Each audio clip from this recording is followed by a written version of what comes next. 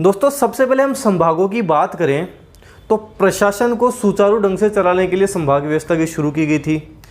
संभागीय जो आयुक्त होता है वो आईएएस कैडर का होता है, अतिरिक्त संभागीय आयुक्त होता है वो आरएएस कैडर का होता है। बेसिक सा थोड़ा सा आपको ध्यान रखना है। थोड़ी सी बात करेंगे राजस्थान में संभागीय व्यवस्था शुरू कब हुई थी, कितने संभाग हैं, इनकी बात करते हैं। तो दोस्तों संभागीय व्यवस्था की बात करें तो राजस्थान के प्रथम मुख्यमंत्री बने थे हीरालाल शास्त्री। हीरालाल शास्त्री ने 1949 में संभागीय व्यवस्था की शुरू की थी। 1949 में संभागीय व्यवस्था शुरू की थी। तब कुल 5 संभाग थे। भरतपुर और अजमेर बने नहीं थे, इसलिए कुल 5 संभाग थे। 1962 में मोहनलाल सुखाड़िया संभागीय व्यवस्था समाप्त कर देते हैं। कैसे याद रखेंगे? मोहनलाल सुखाड़िया, तो सुखाड़िया संभागीय व्यवस्था सुखा देते हैं, ऐसे याद रखना, याद हो जाएगा। मोहनलाल सुखाड़िया संभागीय व्यवस्था सुखा देते हैं। तो 1962 में संभागीय व्यवस्था समाप्त कर दी जाती है। 26 जनवरी 1987 को हरिदेव जोशी, राजस्थान के मुख्यमंत्री हरिदेव जोशी वापस संभागीय व्यवस्था शुरू करते हैं और उस समय कुल 6 संभाग बनाए जाते हैं। अजमेर को भी इसमें इंक्लूड कर लिया जाता है।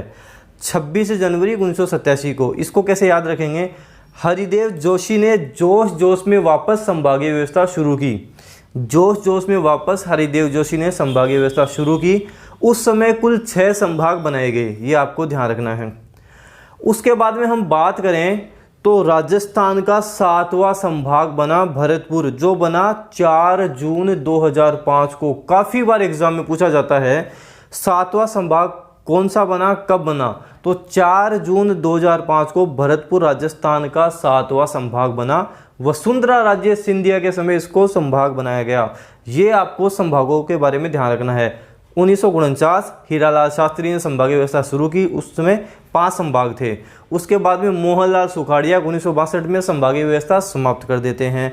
1987 में हरिदेव जोशी वापस जोश जोश में शुरुआत करते हैं, 6 संभाग बना दिए जाते हैं। 7वां संभाग 4 जून 2005 को वसुंधरा राजे सिंधिया के समय भरतपुर को बनाया जाता है। ये थोड़ा सा बेसिक ध्यान रखना है। तो हमारे पास राजस्थान के कुल संभाग आएंगे 7, से संभाग और से 7। सातों की मैं आपको ट्रिक बता रहा हूं, लाइफ में कभी संभाग नहीं भूलोगे आप। तो चलिए दोस्तों शुरू करते हैं। सबसे पहले हम बात करते हैं अजमेर संभाग के बारे में, जिसमें कुल 4 जिले आते हैं। इतना सा ध्यान रखना है, अभी ना टोक, अभी ना टोक, ऐसे अजमेर, भी से भीलवाड़ा, ना से नागौर और टोंक से टोंक। बस इतना सा ध्यान रखना आपको। अभी ना टोक, अजमेर, भीलवाड़ा, नागौर, टोंक, ये अजमेर संभाग में आते हैं। उसके बाद हम बात करते हैं बीकानेर संभाग के बारे में।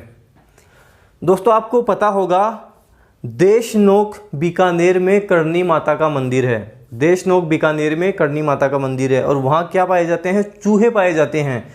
चूहे कैसे होते हैं? बिग चूहे होते हैं। ये आपको बिग चूहे दिख रहे होंगे, तो बिग चूहे वहाँ पे होते हैं। करणी माता मंदिर में बिग चूहे होते हैं।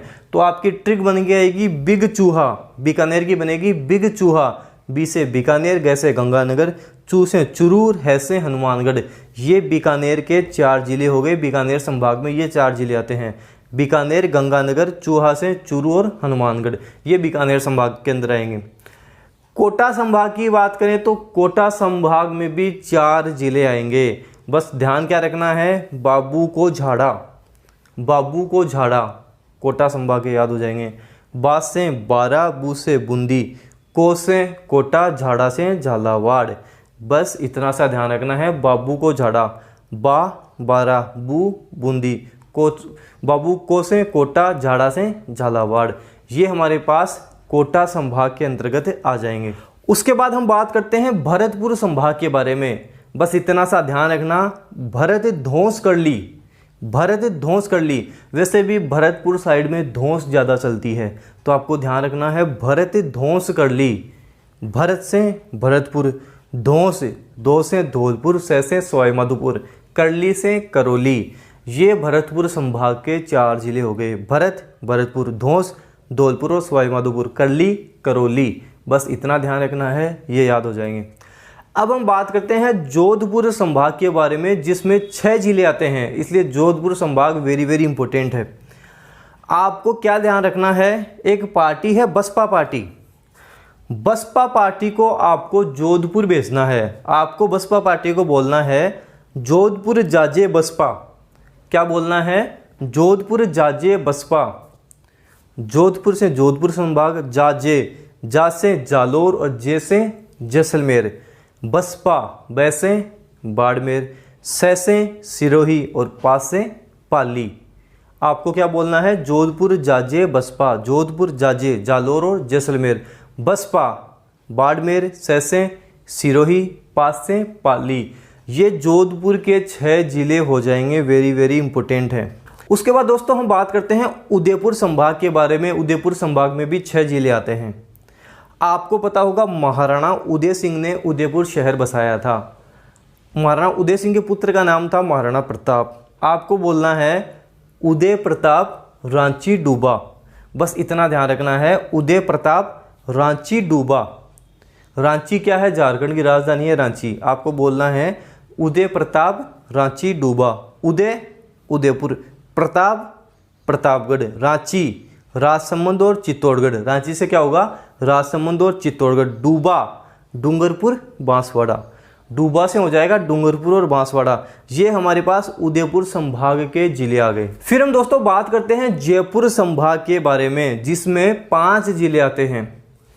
आपको इतना सा ध्यान रखना है, जयपुर दोषी अन्नू, कोई लड़का है अन्नू, उसका आपको बोलना है जयपुर दोषी अन्नू, जयपुर दोषी अन्नू।